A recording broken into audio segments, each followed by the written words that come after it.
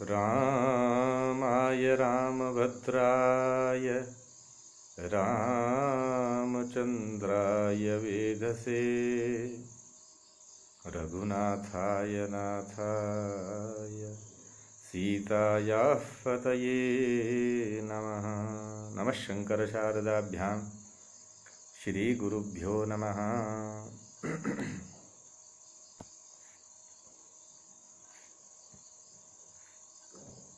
समस्त भूदेवों को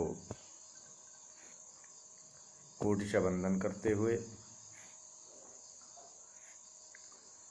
धर्मानुरागी समस्त सज्जनों का भी यथोचित अभिवादन करते हुए, स्वागत करते हुए,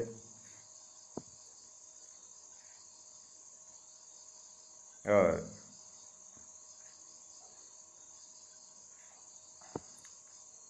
जितने भी सज्जन वृंद है, धार्मिक आस्थावान सज्जन हैं,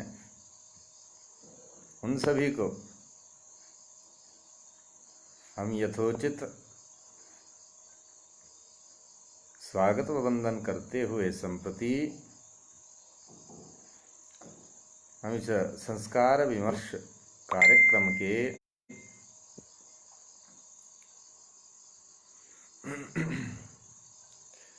विषय को प्रस्तुत जो है आगे बढ़ाएंगे।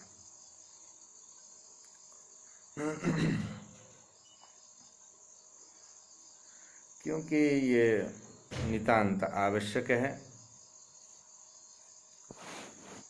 सज्जनों अधिकाधिक शेयर कर लें। आप समस्त सज्जनों को हमारी ओर से वंदन। और अधिकाधिक शेयर करेंगे तो विषय बहुत सज्जनों तक पहुंचेगा, यह हमारा विश्वास है और ये होना भी चाहिए कि सकृत एक काल में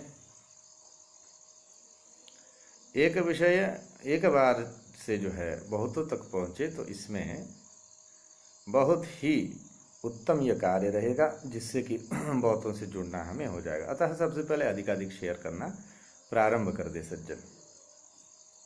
और इसमें किसी भी प्रकार का जो है कंजूसी नहीं करनी चाहिए।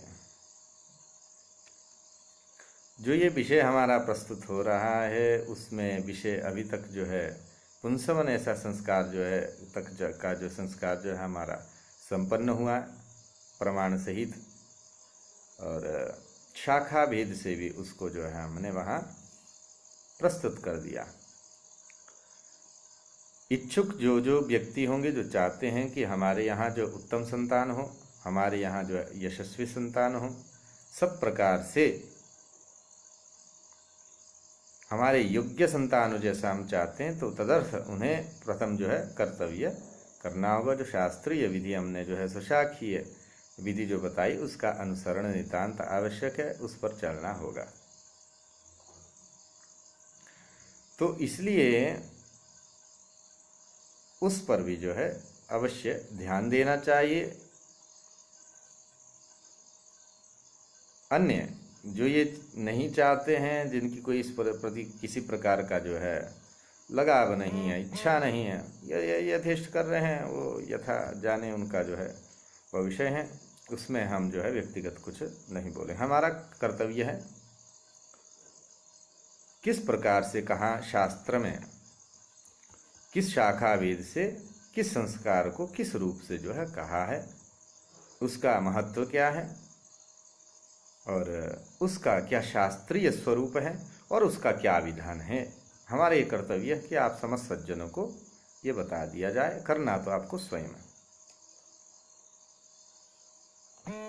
ठाकुर श्रद्धा सिंह, क्षत्रियों के विषय में अवश्य ठाकुर श्रद्धा सिंह, ये जो हम कह रहे हैं ये समस्त वर्णों के लिए, ब्राह्मण क्षत्रिय वैश्य शूद्र समस्त वर्णों के लिए उन्हें जो है यथा योग्य यथाधिकार सुशाखा अनुसार जो है इसका अनुष्ठान कर देना चाहिए।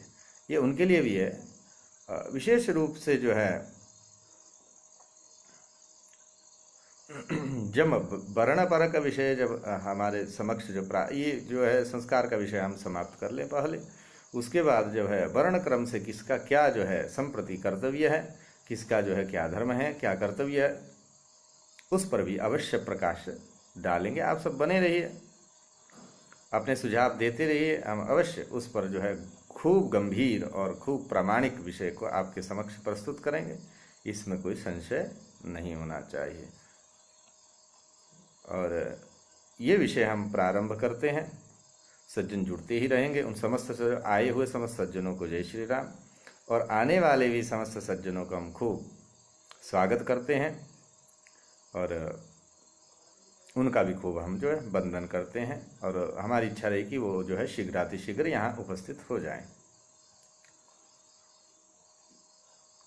आज का विषय जो है समस्त संस्कारों का जो है हमने एक संग्रहभूत है, उसमें कहाँ किस आचार्य ने क्या कहा है, किस प्रकार से कहा, क्या संस्कारों में भेद इत्यादि समस्त विषय आज जो है संकलित है।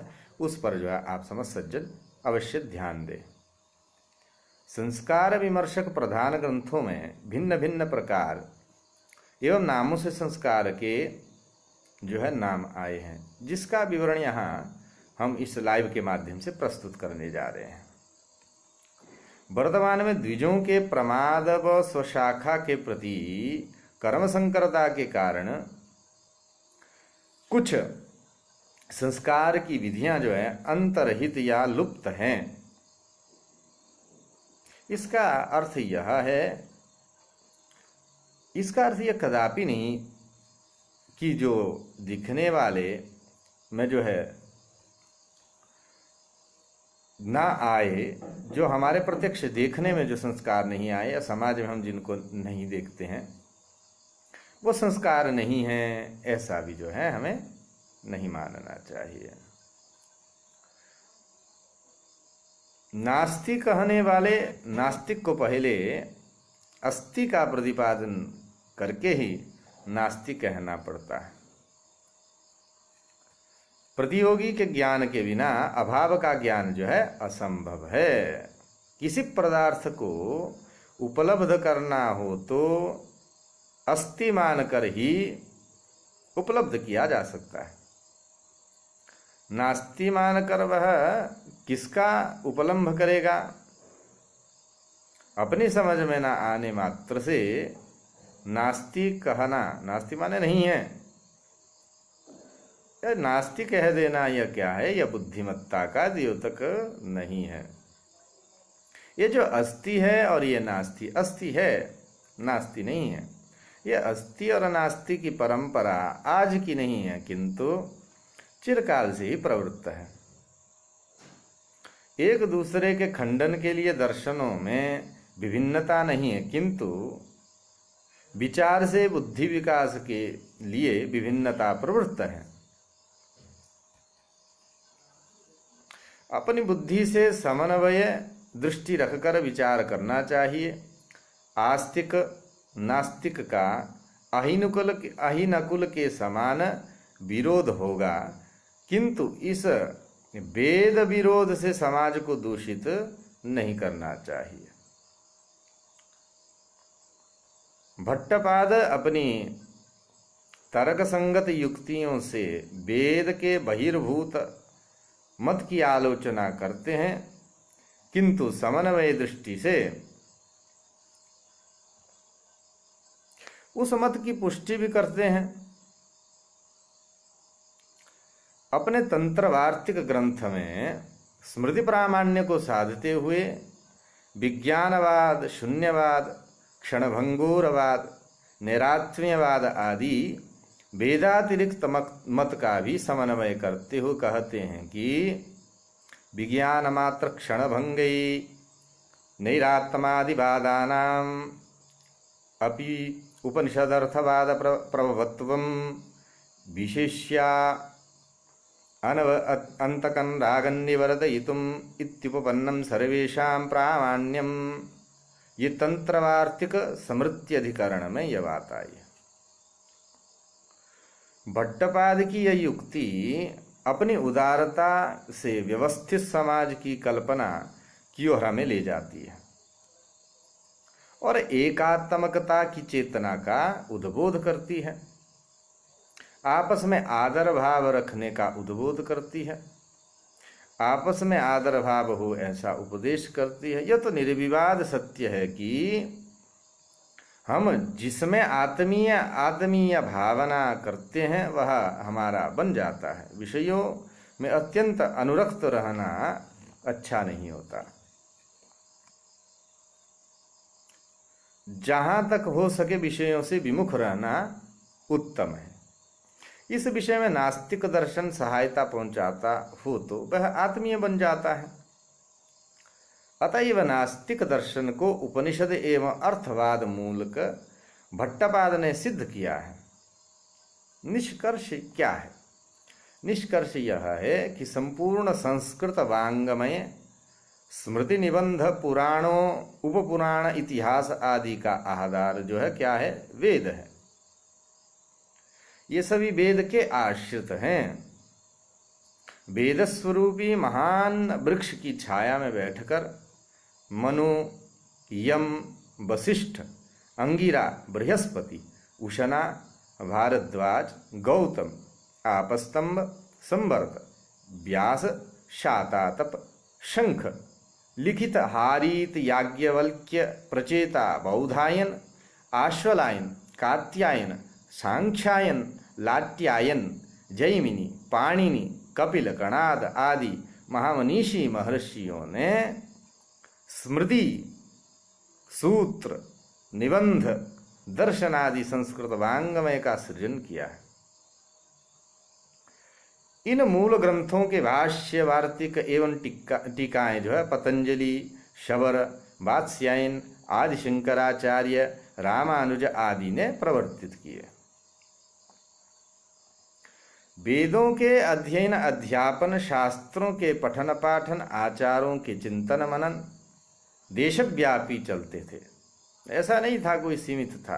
हाँ, इसमें खूब देशव्यापी। कहीं भी कोई समस्या होती तो सब ग्रंथ उठा करके समक्ष रख देते और सब विद्वान इकट्ठा होकर के जो है उसका निर्णय करते, उसका समाधान देखते। सब कहीं दंगा फसाद नहीं होता था। ये आजकल जो है एकदम उन्हें सब जितना ये दंगा फसाद करने वाले हैं, इन्हें ये अपने परंपरा का ज्ञान नहीं है। अतः ऐसे इस प्रकार की समस्या रहती है। इसके अतिरिक्त वर्णाश्रम धर्म के अनुसार धर्म ग्रंथों में द्विजों के लिए समग्र संस्कारों, शूद्रों के 12 अथवा 10 एवं वर्ण संकरों के 5 संस्कार जो है विहित है। प्रत्येक कुल में यथाविधि होते थे। संस्कार जो है नहीं है अमुक के लिए, नहीं अमुक के लिए, ऐसा नहीं है। संस्कार सबके लिए है, यथाधिकार सबके लिए। कितने कितने संस्कार है शास्त्रों में सर्वत्र वर्णित है।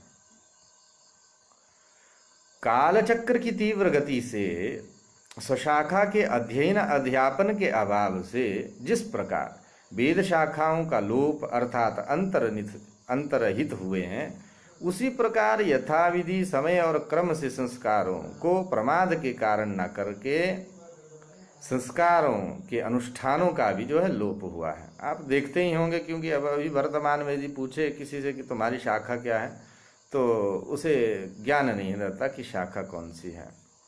तो ये शाखा का ज्ञान ही नहीं है तो अध्ययन अध्यापन कैसे करेगा? बहुत विडंबना है। स्मृति सूत्र ग्रंथों के अध्ययन द्वारा जन्म से लेकर के मरण पर्यंत संस्कार जो है प्रतिपादित किए हुए हैं। वेद शाखाओं की विभिन्नता से संस्कारों में भी कुछ भेद पाया जाता है। वस्तुतः मौलिक रूप से संस्कार तो एक ही प्रकार के, किंतु उनके प्रयोग में शाखांतर भेद हैं। आश्वलायन गृह्य सूत्र में क्रम से जो है प्रथम विवाह, द्वितीय गर्भाधान, तृतीय पुंसवन, चतुर्थ सीमंतोनयन, पंचम जातकर्म, षष्ठ नामकरण, सप्तम चूड़ाकरण, अष्टम उपनयन, नौवां जो है समावर्तन और 10वां जो है अंत्येष्टि। इस प्रकार से 10 संस्कार है।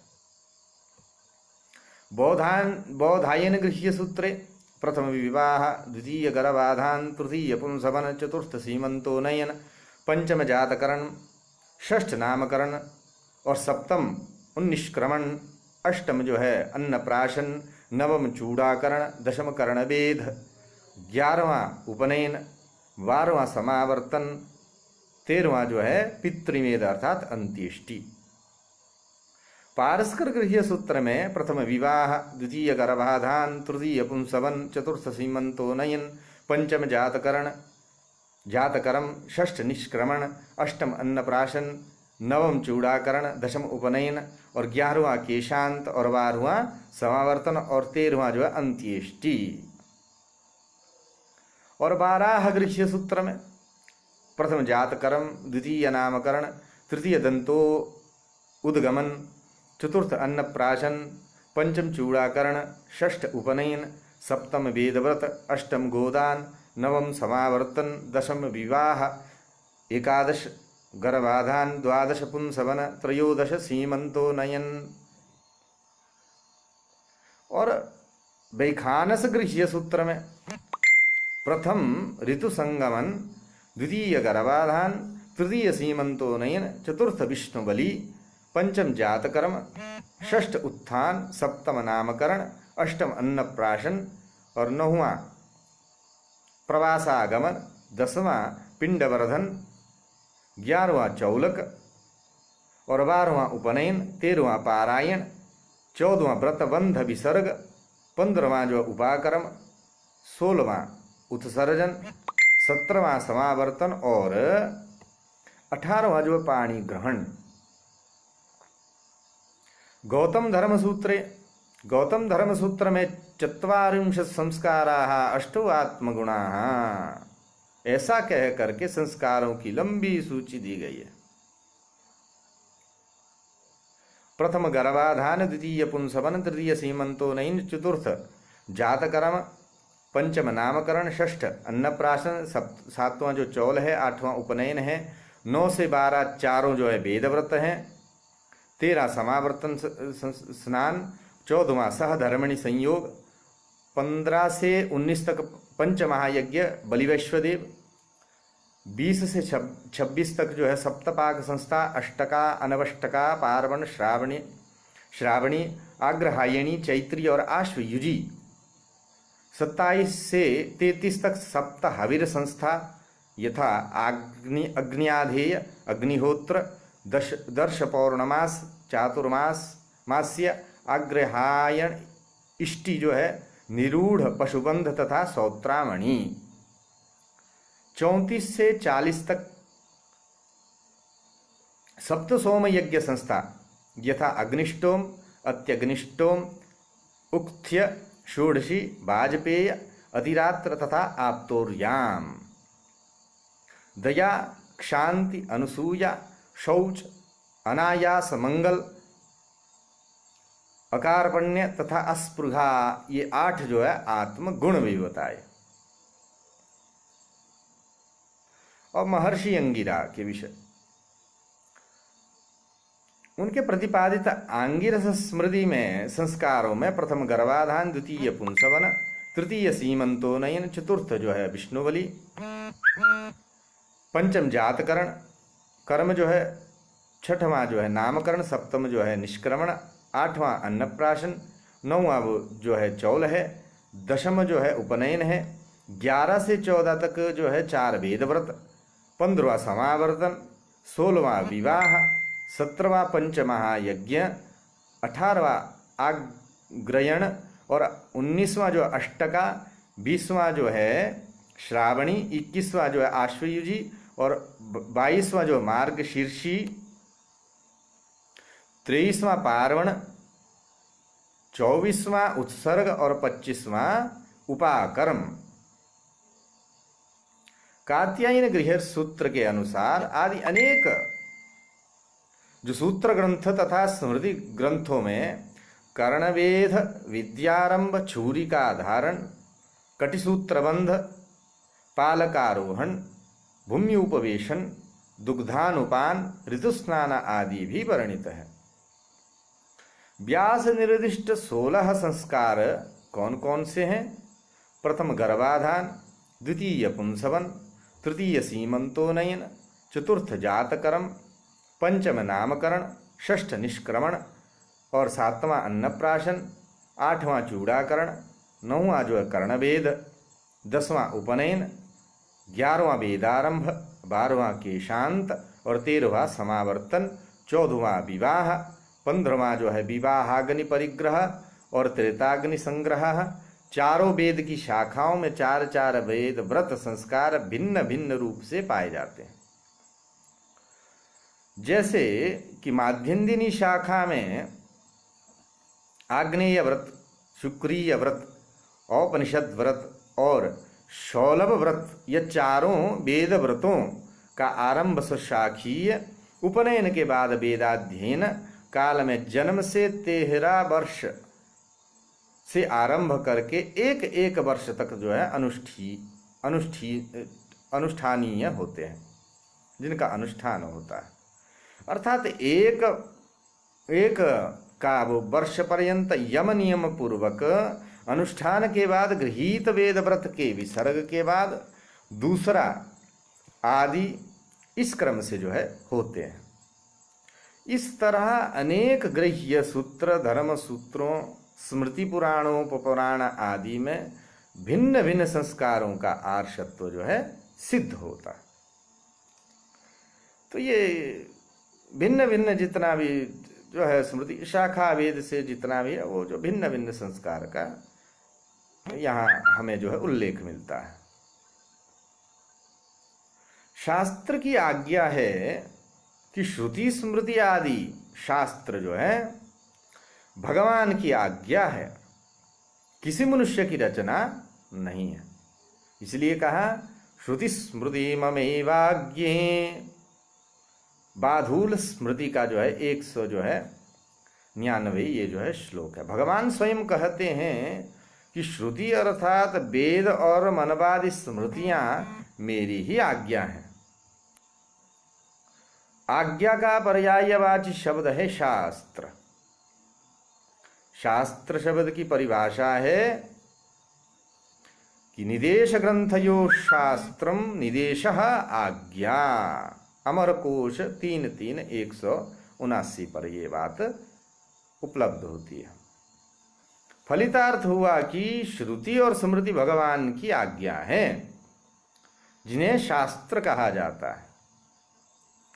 महर्षि पराशर ने बताया है कि भगवान ने श्रुति स्मृति रूप जो आज्ञा दी है वह हमारे ही नहीं अपितु संपूर्ण विश्व के हित के लिए दिए हैं। और यही संपूर्ण विश्व का जो है शासन अर्थात विधान भी है। शासनाच्छास्त्रम। जब छोटे से छोटे राष्ट्र के संचालन के लिए भी शासन विधान की जो है आवश्यकता होती है, तब संपूर्ण विश्व के संचालन के लिए ईश्वर को विधान बनाना ही पड़ता है। ये तो सामान्य सी बात है। भगवान के द्वारा निर्मित उसी शासन विधान का नाम क्या है? शास्त्र है। बहुत सारे लोग जो है अपने मनमुखी रूप से कार्य करते हैं, उन्हें इस बात पर विशेष ध्यान देना चाहिए कि जितना भी शास्त्र हमारे पास उपलब्ध होता है वह भगवान की आज्ञा स्वरूप है। हमें उसी के आधार पर अपने कर्तव्य और अकर्तव्य का निर्णय करना चाहिए, अपनी बुद्धि से नहीं। मनुस्मृति ने वेद के लिए विधान शब्द का उपयोग भी किया है। त्वमेको ह्यस्य सर्वस्य विधानस्य स्वयंभुवः अचिन्त्यस्य प्रमेयस्य कार्यतत्त्वार्थवित् प्रभोः। मनुस्मृति के प्रथम अध्याय का यह तृतीय श्लोक है। अर्थात भृगु आदि महर्षि मानव धर्म की जिज्ञासा करते हुए मनुज से कहते हैं कि हे प्रभु, अकेले आप ही वेद के यज्ञ कर्म और उसके प्रतिपाद्य ब्रह्म तत्व के जानकार हैं, अतः हम लोग आपसे ही इनके संबंध में पूछ रहे हैं।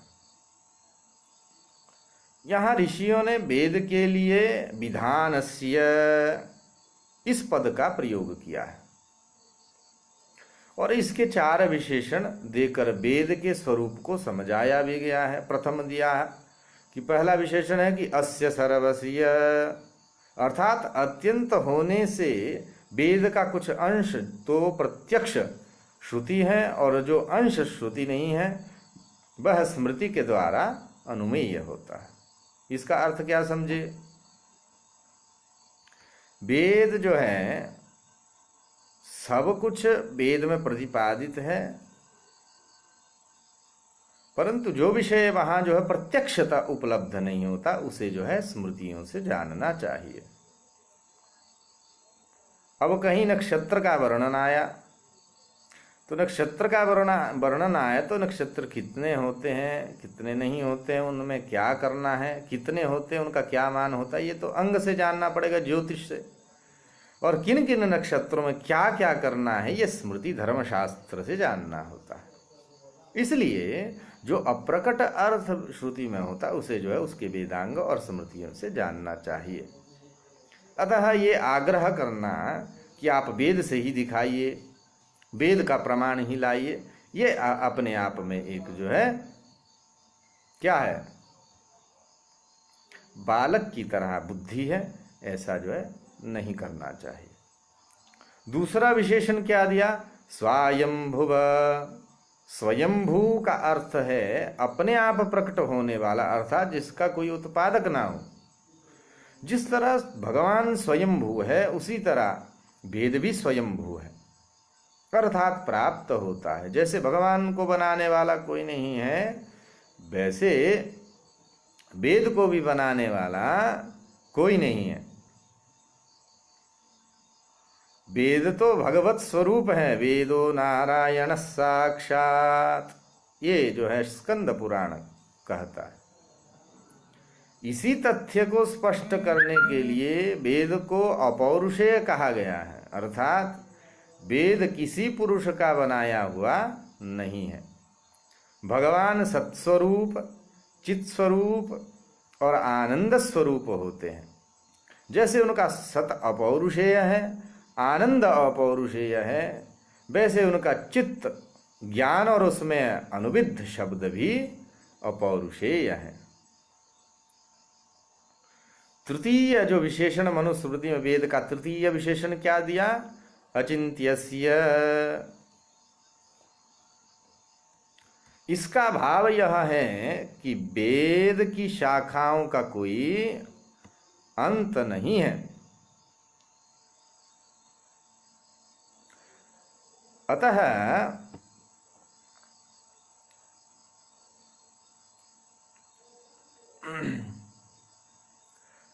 इसलिए जो उसे क्या कहा, अनंता वै वेदाः, इसलिए इस बात को कहा गया। अचिंत्य से इसका भाव यह है कि वेद की शाखाओं का किसी प्रकार से अंत नहीं है, इसलिए अनंता वै वेदाः। अतः वेद की इयत्ता का चिंतन संभव नहीं है। वेद इतने हैं ऐसा कहना भी हम नहीं कह सकते, इसकी इयत्ता नहीं कर सकते। जिस कल्प में ब्रह्मा का हृदय भगवान के द्वारा भेजी गई शाखाओं का जितने अंश तक ग्रहण कर पाता है और उनका प्रतिफलन कर उनके मुखों से विनिर्गत जो है कर पाता है, उस कल्प में वेद की उतनी ही शाखाएं उपलब्ध होती है। इस कल्प में ब्रह्मा ने 1131 शाखाओं को प्राप्त किया, अतः इस कल्प में वेद की इतनी ही शाखाएं मानी जाती है। महाभाष्य पशपशान्निक वहां इस बात को बहुत विस्तार रूप से कहा है। अन्य कल्पों में इससे अधिक भी शाखाएं उपलब्ध होती हैं। जैसे मुक्तिकोपनिषद के 1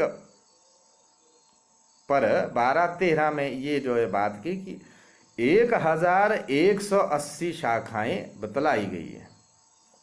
इन्हीं अनंत शाखाओं के कारण वेद की इतनी ही शाखाएं हैं यह निर्णय करना कठिन हो जाता है। इसी तथ्य को अचिंत्यस्य कहकर प्रकट किया गया है, अर्थात वेद की इतनी ही शाखाएं हैं यह कोई सोच नहीं सकता। उसे क्या आप किसी अनंत शब्द है, अनंत शब्द का अर्थ आप अगर गणित पढ़े होंगे तो अनंत शब्द का अर्थ यदि आप जानते होंगे तो आपको जानना चाहिए।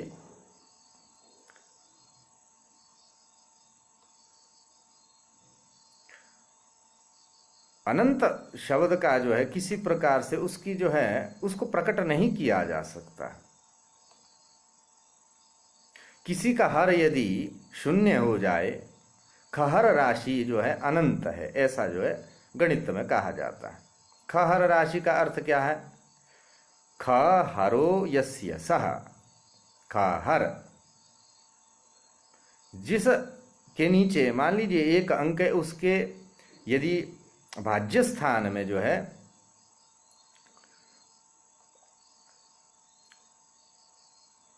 भाजक स्थान में यदि शून्य हो, भाज्य कोई संख्या हो, भाजक के स्थान पर शून्य अर्थ हर स्थान में यदि शून्य हो तो उसे खहर राशि ऐसा कहा जाता है।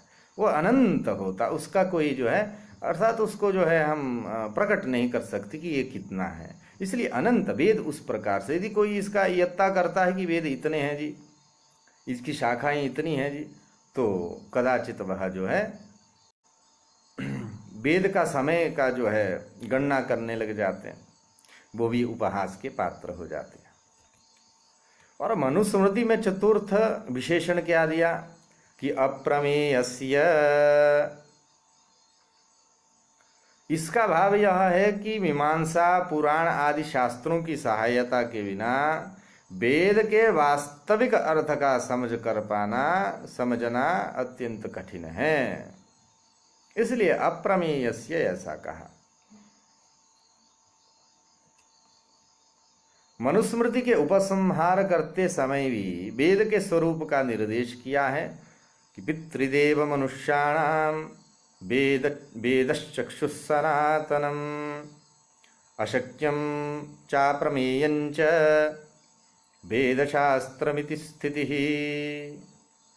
मनुस्मृति 12वें अध्याय का 94वां श्लोक है। यहाँ मनुस्मृति के वेद के लिए अशक्यम इस पद का प्रयोग करके जो है इसकी अपौरुषेयता दिखलाई गई है। अर्थात किसी भी पुरुष के द्वारा वेद शास्त्र का बनाना क्या है? शक्य नहीं है। अशक्यंच वेद शास्त्रं कर्तुम, ऐसा भाष्य किया मनवर्थ मुक्तावली में कुल्लूक भट्ट जी ने। यहाँ अप्रमेयम यह पद वही रखा गया है जो प्रारंभ में मनुस्मृति के प्रथमाध्याय के 3 श्लोक में आया है। वहाँ भी वही है कि मीमांसा पुराण आदि ग्रंथों के बिना वेद का वास्तविक अर्थ समझना कठिन है, नहीं समझ सकते। इसलिए वेदार्थ जानने के लिए मीमांसा, सूत्र, पुराण, निरुक्त आदि वेदांगों का उपयोग आवश्यक है। ततश्च मीमांसा व्याकरणाद्यंगैश्च सर्वब्रह्मात्मकं वेदार्थं जानीयात्, ऐसा मनवर्थ मुक्तावली में कुल्लूक भट्ट जी कहते हैं। ये जो है सिर्फ वेद का विषय लेकर के वेद का मंत्र रखिए, वेद रखिए, वेद का मंत्र रखिए, उनको इस पर विचार करना चाहिए। साक्षात वेद से प्रमाण मांगते हैं और पीछे उनको ही जो है स्मृतियों में जो है संस्कारों को ढूंढते देखा गया है। शास्त्रांत, इसलिए सब शास्त्रों को छोड़िए, सिर्फ वेद संहिता को पकड़िए। उस वेद में भी उनकी बहुत समस्या, अपनी मनमर्जी से जो उनके आए वो करते हैं। इन लोगों से बचना चाहिए। मनुस्मृति ने प्रारंभ में वेद के लिए विधान शब्द जो है और उपसंहार में शास्त्र शब्द देकर एवं पितृदेव मनुष्याणाम वेद चक्षुः सनातनम यह कहकर व्यक्त कर दिया है कि वेद परमात्मा का वह शासन विधान है जिसका उपयोग विश्व के प्रमुख घटक देवता, पितर और मनुष्य निरंतर करते रहते हैं। तुम लोगों को ये भ्रम रहता होगा अथवा इस भ्रम में ना रहना कि हमारे लिए ये शास्त्र तो ब्रह्म पर्यंत जिसका विधान है, ये केवल मात्र जो है मनुष्यों के लिए, धरती में रह रहे मनुष्य मात्र के लिए ऐसा नहीं है।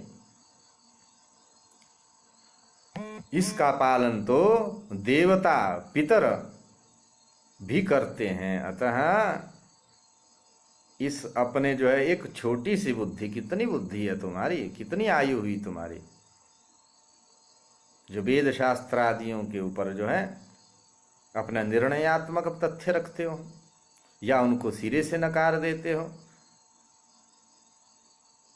इस क्षुद्र बुद्धि को त्याग कर शास्त्र का जो है अवलंबन स्वीकार करना चाहिए। और यही इन तीनों की जो है आंख भी है, देवताओं की भी, पितरों की भी, मनुष्यों की जो है, ये शास्त्र श्रुति और स्मृति दोनों आंखें हैं, ऐसा सर्वत्र प्रकट हुआ। जिनके पास ये आंखें नहीं वो अंधा है, एक नहीं है तो काना हो जाएगा। वेद के बिना ना देवता कुछ देख सकते हैं, ना पितर कुछ देख सकते हैं, ना ही मनुष्य कुछ देख सकते हैं।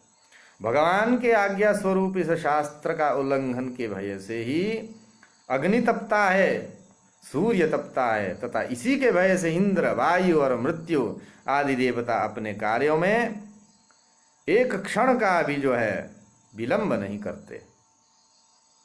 आप किस खेत की मूली हो, ऐसा कहा जाता है ना। तो अपने स्तर को जानो और इस प्रकार से शास्त्रों की अवहेलना ना करो। यह हमारा बहुत ही विनयपूर्वक निवेदन है। कार्यों में एक क्षण का भी विलंब ये नहीं करते तो आप लोग किस हेतु से जो शास्त्र का अवमानना करते हो, इस पर भी विचार करना चाहिए। कठोपनिषद 2:3-31 पर इस तरह संपूर्ण विश्व के संचालन करने वाले शासन विधान को क्या कोई मनुष्य बना सकता है? कदापि नहीं बना सकता है। बहुत सारे आरोप करते हैं, आए दिन बहुत सारे लोग आरोप करते हैं ये जितने भी शास्त्र है जी ये तो ब्राह्मणों ने अपने घर में बनाए हैं। उन लोगों को ये जाकर के वीडियो दिखा देना, उन्हें ये बता देना कि शास्त्र कहते किसे हैं, शास्त्र होता क्या है। उन्हें ये ज्ञान नहीं है, उनका इतना स्तर भी नहीं है कि वो शास्त्र का शौ भी जान सके। उनके मन के अंदर ऐसा कुछ जो है बुरा भाव बैठ गया है जो कि आए दिन जो ऐसे उल जुलूल कहते रहते हैं कि जितना भी जो शास्त्र है वो जो ब्राह्मणों ने खुद बनाए, अपने घर में बनाए। इस प्रकार का ओछा वक्तव्य जो है कोई अज्ञानी ही कर सकता है। मनुष्य तो इतना अल्पज्ञ है कि वह समग्र देवताओं, समग्र पितरों को भी नहीं जान पाता। कितने देवता हैं, कितने पितर हैं, है किसी को पता? जब शास्त्र कहता है कि 33 कोटि देवता हैं, 33 करोड़ देवता हैं, तो जरा गिनना कौन कौन है। या 1 करोड़ गिनते गिनते जो है ये हो जाएगी। इस पर भी बहुत सारे लोग विवाद करते कि 33 प्रकार के हैं। इसमें बहुत सुंदर समाधान किया कि वो सार और विस्तार जानना चाहिए। 33 प्रकार का जो है देवता 33 प्रकार के होते हैं, यह क्या है? सार है। 33 करोड़ हैं, यह विस्तार है। अतः 33 करोड़ नहीं है, यह पाखंड है, यह कहने वाले ही अल्पज्ञ हैं, उनकी बात नहीं सुननी चाहिए। तो इतनी कौन सी बुद्धि है कि आप समस्त पितरों को भी नहीं जान सकते? ये तो स्पष्ट बात है। फिर उनके अनुरूप शासन विधान कैसे बना सकते हैं आप बताइए। एक मनुष्य जिसे पता ही नहीं देवता का कितनी अनंत वैभवशालिता क्या है, पितर कैसे हैं, उनके प्रति भी शास्त्र को बना देना एक सामान्य साधारण मनुष्य को कैसे जो है समर्थ हो सकता है। अतः इस प्रकार के आरोप लगाना कि ब्राह्मणों ने स्वयं शास्त्र बनाए हैं, एकदम हास्यास्पद बात है।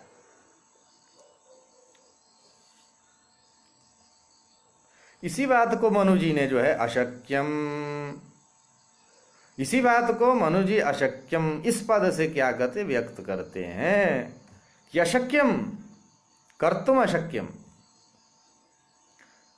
मनुष्य जो है प्रमाद, विप्रलिप्सा इत्यादि कर्णपाटव इत्यादि दोषों से जो है युक्त होता है, सदोष होता है। वह जो है देवताओं को जब समझ ही नहीं सकता, पितरों को जब पूरी तरह से जान ही नहीं सकता, तो उनके प्रति वह कैसे जो है शास्त्र का विधान बना सकता है। अतः इस प्रकार की जितने भी आक्षेप करने वाले हैं उनको व्यर्थ समझना चाहिए, उनको जो है ज्यादा ध्यान नहीं देना चाहिए। इसलिए मनुस्मृति में अशक्यम इस पद का प्रयोग किया शास्त्र के प्रति। तो मनुस्मृति ने इस शासन विधान को जैसे स्वयंभू और सनातन मनुस्मृति के प्रथमाध्याय के 3 श्लोक में कहा है, उसी तरह भगवान को भी स्वयंभू और सनातन कहा है। सृष्टि नहीं रह जाएगी, फिर भी जैसे सनातन भगवान अपने स्वरूप में बने रहते हैं, वैसे उनका सनातन शासन विधान भी प्रलय में जो है अक्षुण्ण बना रहता है। क्योंकि यह उनका स्वरूप भूत है। जब सृष्टि का अवसर आता है तब भगवान उस शासन विधान का फिर से उपयोग करने लगते हैं। स्वयं तो भूत सृष्टि तत्वों की सृष्टि कर देते हैं और उसके बाद भौतिक सृष्टि चलाने का भार ब्रह्मा जी पर सौंपते हैं। जब तक ब्रह्मा के पास भगवान वेद को नहीं भेजते तब तक ब्रह्मा सृष्टि कर्म में असमर्थ रहते हैं।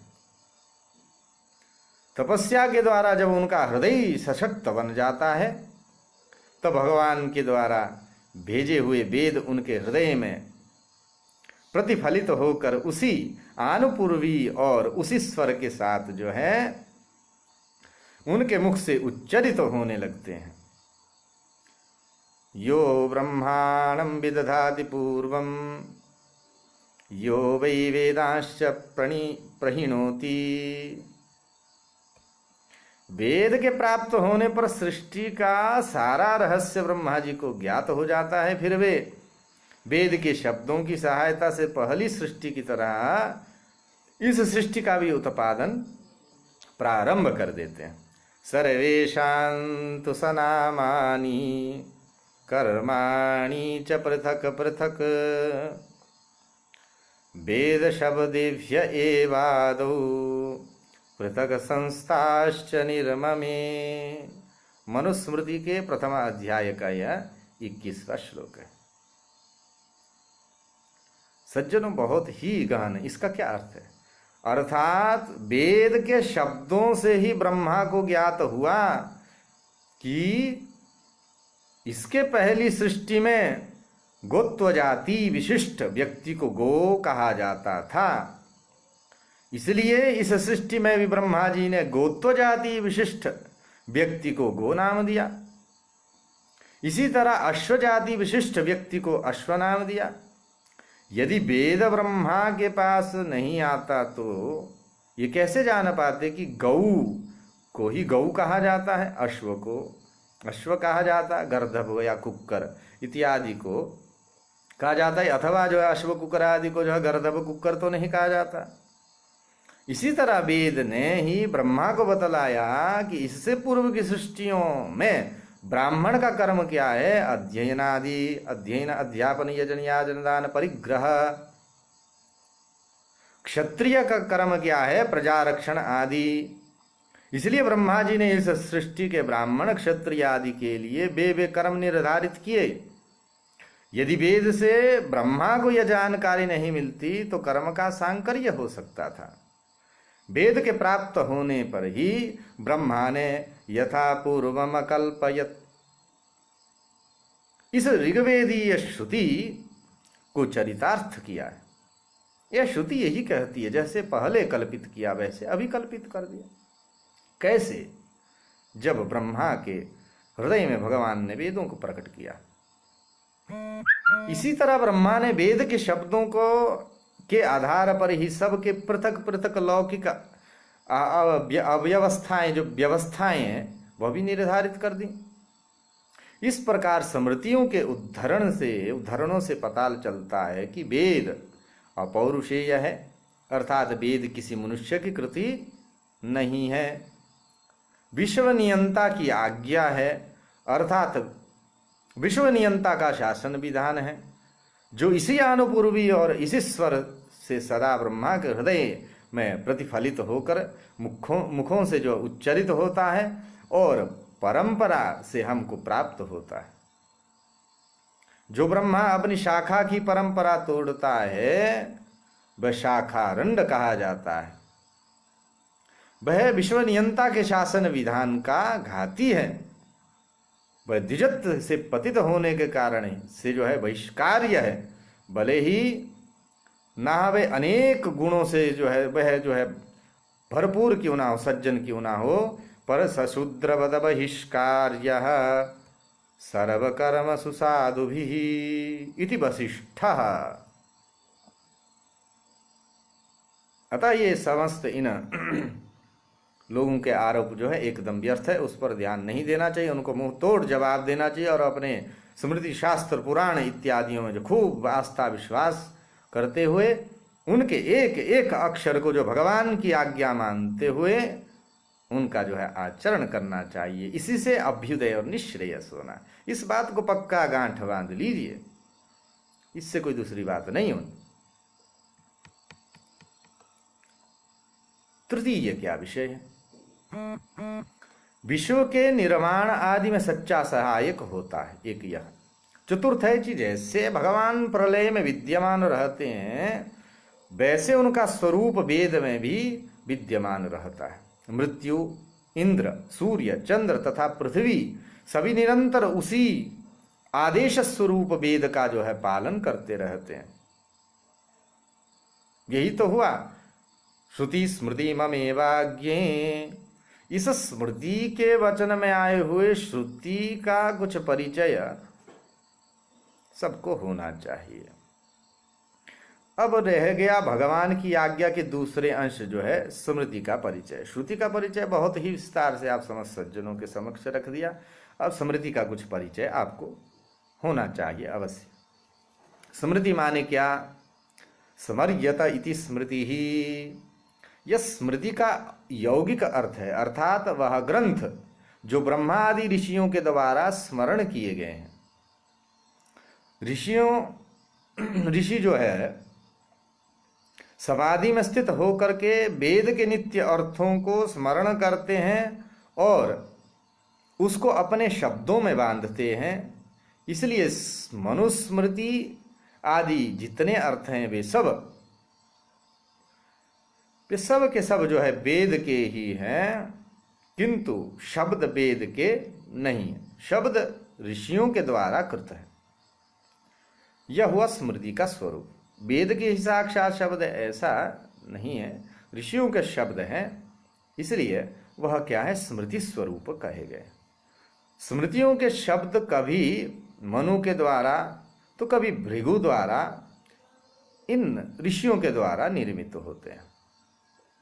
इसलिए स्मृति की महत्ता भी श्रुति से कम नहीं है। श्रुति की एक एक विशेषता बहुत महत्वपूर्ण है, जिसका निर्देश पहले किया जा चुका है। अनंत वेद जिस कल्प में जिस वेद की जितनी शाखाएं ब्रह्मा प्राप्त कर पाते हैं उतनी ही शाखाएं हम जो है हमको अध्ययन परंपरा से प्राप्त हो जाती है। ब्रह्मा भी स्मरण करते हैं, ऋषि भी स्मरण करते हैं। ऐसी स्थिति में उनकी ऋतंभरा प्रज्ञा से वेद के कुछ ऐसे अर्थ भी समृद्ध हो जाते हैं जो विद्यमान वेद की शाखाओं में उपलब्ध नहीं है। वैसी स्थिति में इस स्मृति अर्थ के द्वारा अनुपलब्ध श्रुति की कल्पना जो है करनी पड़ती है। इस तरह स्मृति की अपनी विशेषता यह हुई कि बहुत से वेद के अर्थ वेद में उपलब्ध नहीं, किंतु स्मृतियों के द्वारा हम उन्हें प्राप्त करते हैं। यह स्मृतियों की बहुत बड़ी विशेषता है। इसी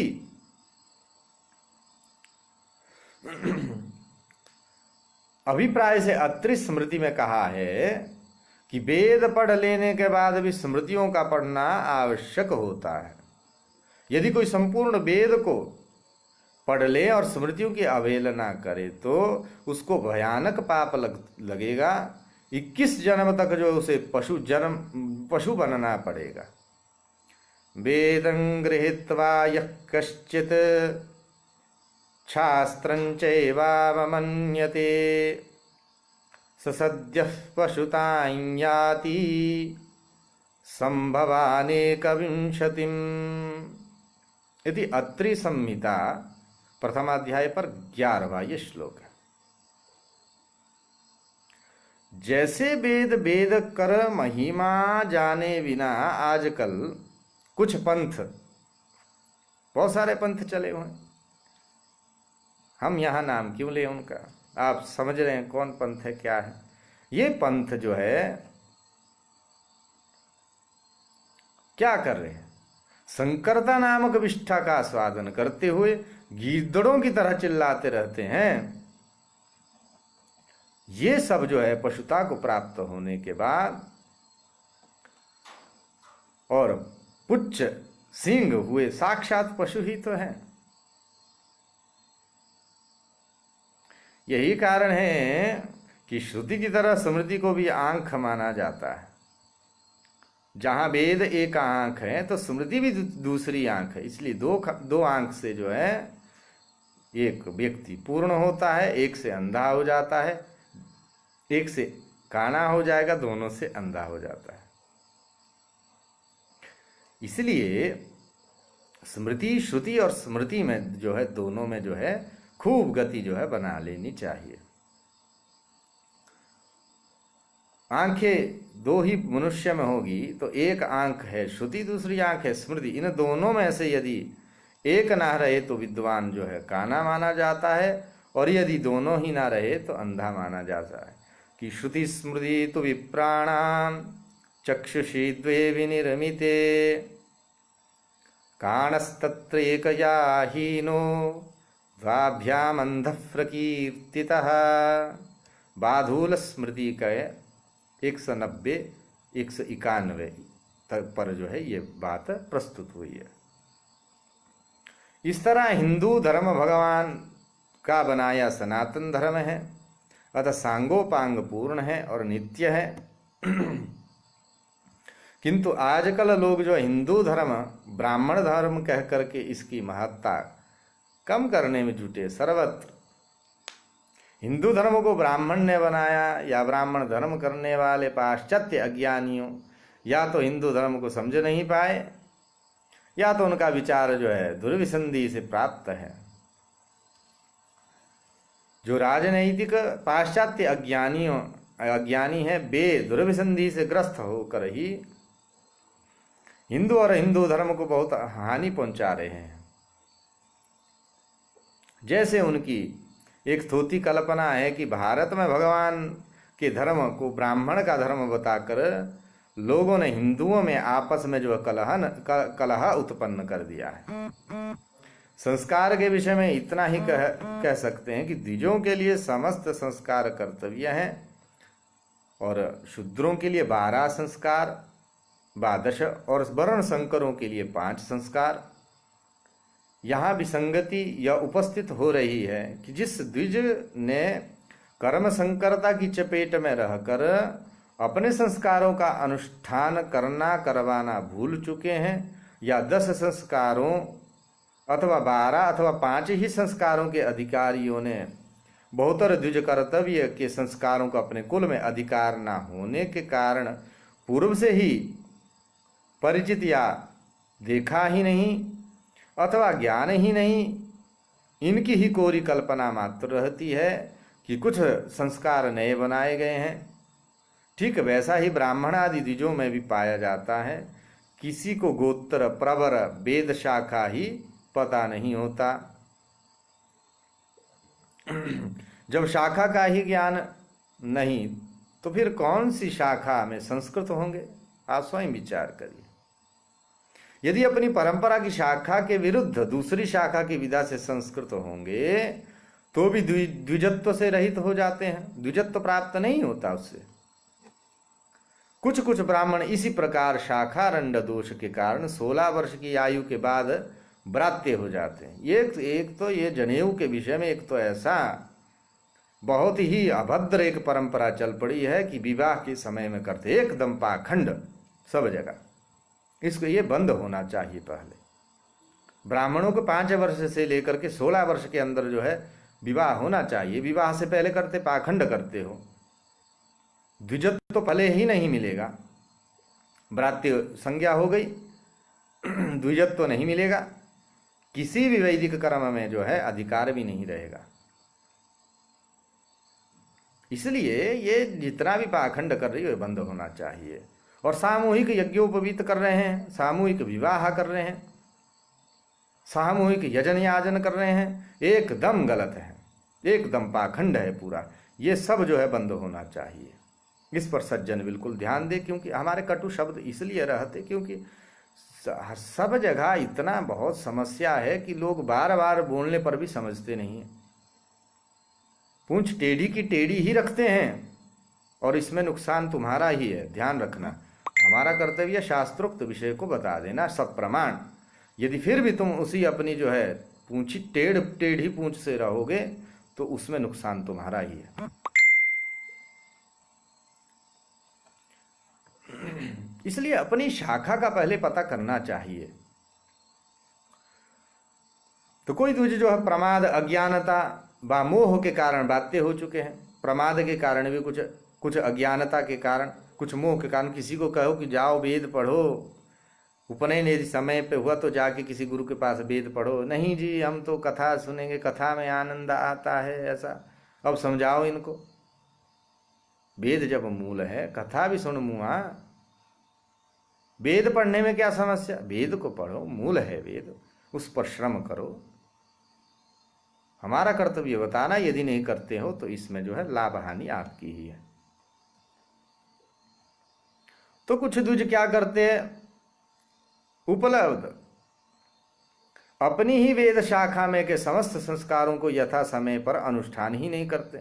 उपलब्ध है, शाखा भी उसे पता है, परंतु अनुष्ठान नहीं करते। यही विसंगतियां जो है वेद आदि शास्त्र की विधाओं पर शंका मात्र किया करते हैं, क्योंकि इनके अपने संस्कार तो हुए नहीं, शाखारंड हो गए हैं, भ्रात्य हो गए हैं, प्रथित हो गए हैं। यही लोग शास्त्र के प्रति जो है तरह तरह के जो है आक्षेप लगाते हैं, अपनी मर्जी से समाज में कार्य करते हैं और स्वयं भी नरक जाएंगे और उन जजमानों को भी नरक ले जाएंगे। इस पर बहुत गंभीरता से आप विचार करें समस्त सज्जन। हमारा किसी भी व्यक्ति विशेष से किसी प्रकार का जो है वैर भाव नहीं है, जो है वह हम कह रहे हैं। और जो करते नहीं है उनसे नुकसान है, इन्हीं से जो है सर्वत्र कर्म संकरता फैलती रही है। इस प्रकार देशवासियों की भी हानि ही है।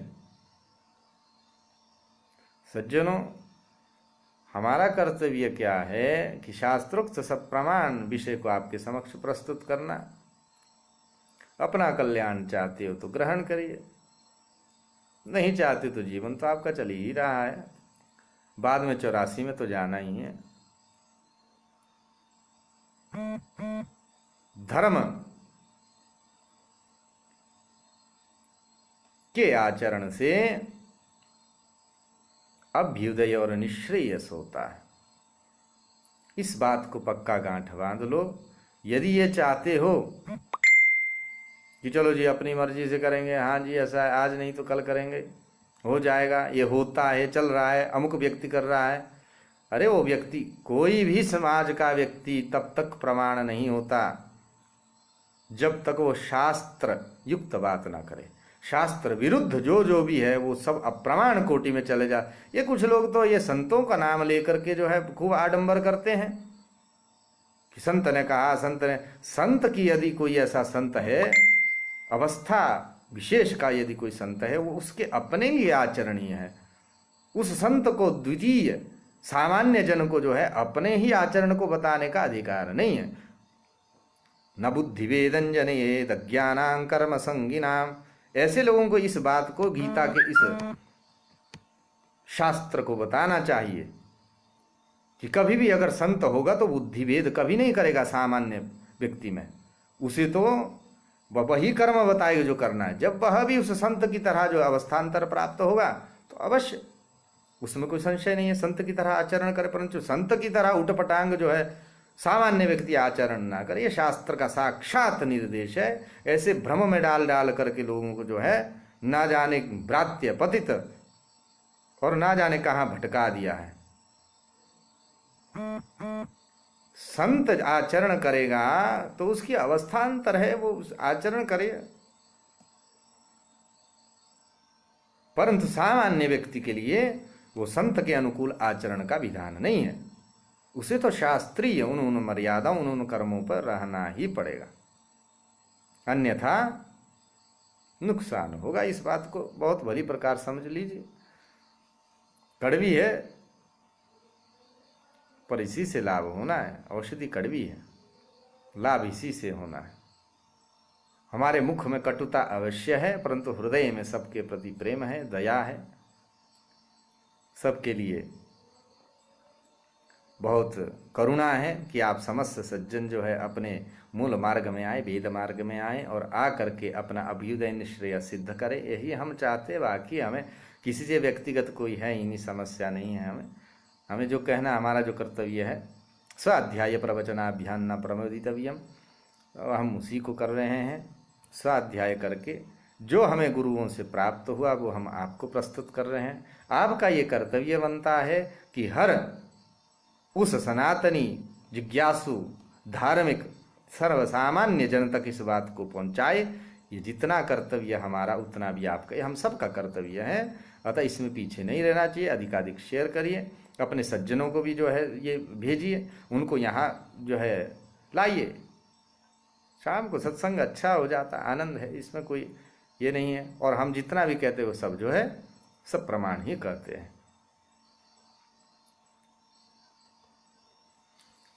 हाँ, शास्त्री पुलकित आचार्य जी कह रहे हैं कि पहले स्वगोत्र की शाखा को जानकर स्वशाखीय अपनी कर्तव्यता की तो संध्या यथा समय कर लीजिए। हाँ, ये बहुत ही आवश्यक है। अपनी जो है शाखा को अवश्य जान लीजिए और उस शाखा की क्या संध्या विधान है उसको भी जान करके एकदम निष्ठा से जो है संध्या बंधन करिए। ये छोड़िए सारे जो ये लोग बोल रहे हैं हम दीक्षा देंगे, हम हमको दीक्षा देंगे फला, ये सब तुम्हें बुद्धू बनाएंगे, तुम्हें भ्रमित कर रहे हैं। वेद की जो है उत्तम, सबसे उत्तम दीक्षा जो है ये यज्ञोपवीत ही है और सबसे बड़ी साधना जो है यही संध्या है। इस पर जो है ध्यान देना चाहिए। अपना सारा निष्ठा से जो है संध्या जो है अवश्य करें। संध्या करना है अपने, और अपने शाखा को जान ले, उसके अनुसार जो संध्या है उस संध्या को करें और उस खूब वेदाध्ययन करें, वेद में परिश्रम करें, उसी में कुछ होना है। यदि तुम चाहोगे, कई बहाने लेके आते बहुत सारे, जी नहीं जी ये है जी वो है जी, ये तुम्हारी समस्या है। वेद का वाक्य जो है प्रभु सम्मत आज्ञा है, सीधी आज्ञा की ये करना है तो करना है बस, किंतु परंतु का यहाँ स्थान नहीं है। करोगे तो कल्याण होगा, ना करोगे तो 84 तो पड़ी ही है, उसमें क्या है, कहीं ना कहीं तो जाना ही होगा। वहाँ भी कमी नहीं होनी चाहिए 84 में। बस आप समस्त सज्जनों ने इस चर्चा को बहुत ही ध्यानपूर्वक सुना और बहुत समादर करते हुए एक मन होकर के इस चर्चा को सुना। अभी आशा ही नहीं है, हमें विश्वास भी है कि आपका इसका जो आचरण अवश्य करेंगे। बहुत आप उपकृत हुए होंगे, अन्य को भी आप अवश्य इस विषय से अवगत करवाएंगे, हमें ये पूर्ण विश्वास है।